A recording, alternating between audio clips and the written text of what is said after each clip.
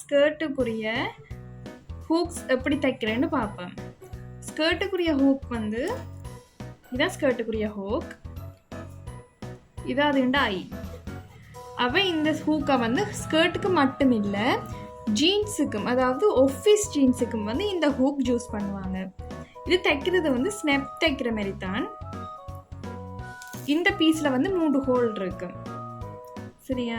அது கரெக்டாக அந்த ஜீன்ஸ் பட்டியோ ஸ்கர்ட்லேயோ வச்சுட்டு ஃபர்ஸ்ட்டாக வந்து கீழே இருக்கிற இதை வந்து தைப்பீங்க. அது வந்து இதில் வந்து 3 தடவை ஒவ்வொரு ஹோலுக்குள்ளேயும் நாங்கள் தைச்செடுக்கணும் ஃபிட்டாக நிற்கிறதுக்காக.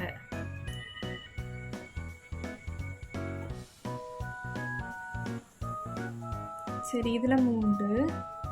இப்போ மைட்டக்கரையை தைக்கணும். நேர் பார்த்துட்டு மெட்டக்கரை.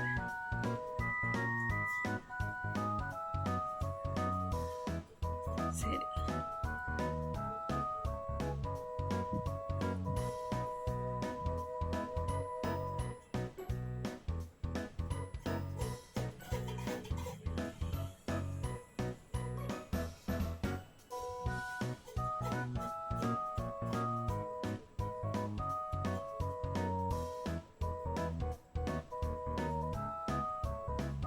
இனி இங்காலக்கரை. எல்லா ஹோலையும் வந்து 3 தடவை தைச்சு எடுக்கணும்.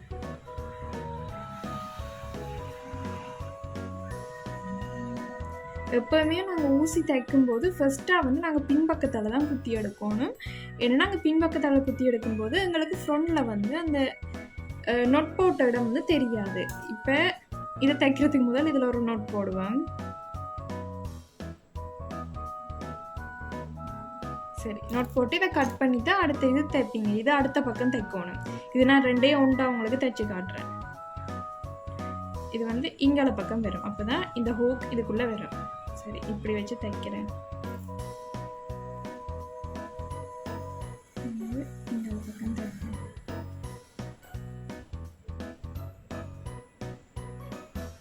ரொம்ப டைட்டாக இழுக்கக்கூடாது.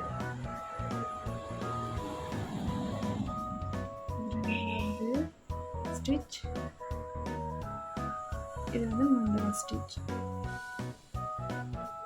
இது வந்து நாங்கள் சாரி ப்ளவுஸுக்கு ஹூக்ஸ் தைக்கிற மாதிரியும் பட்டத்துக்குள்ளே போட்டு எடுத்தாலும் ஈஸி. உங்களுக்கு இப்படி போட்டாலும் இது ஃபிட்டாக தான் நிற்கும், கலராது.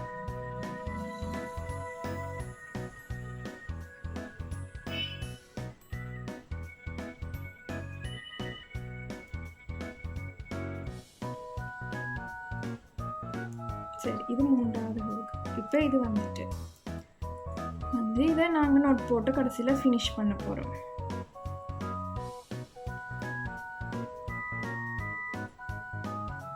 சரி, இப்போ இதை கட் பண்ணி எடுப்போம்.